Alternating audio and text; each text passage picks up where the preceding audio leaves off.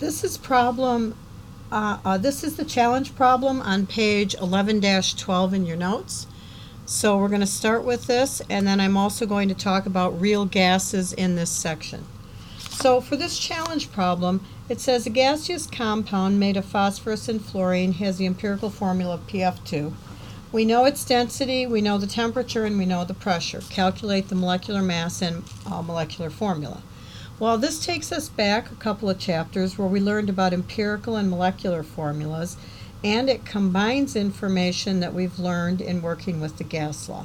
So the first step is to find the molecular mass or the molar mass, and I think of this having units of grams per mole.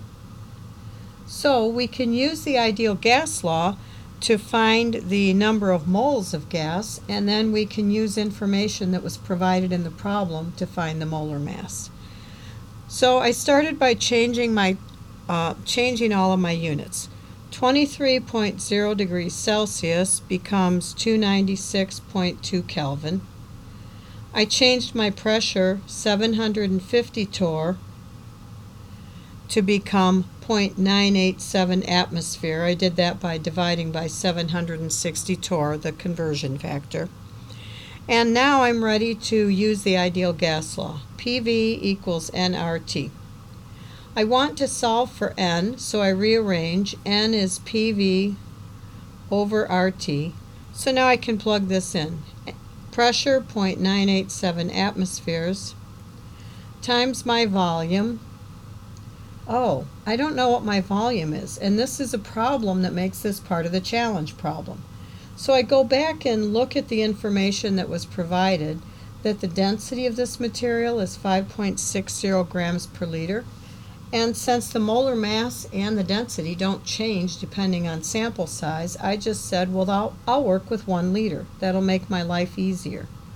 So I have 1 liter now, my R value 0.0821 liter atmosphere per mole Kelvin times my Kelvin temperature, 296.2 Kelvin, and so my number of moles is 0.0406 moles.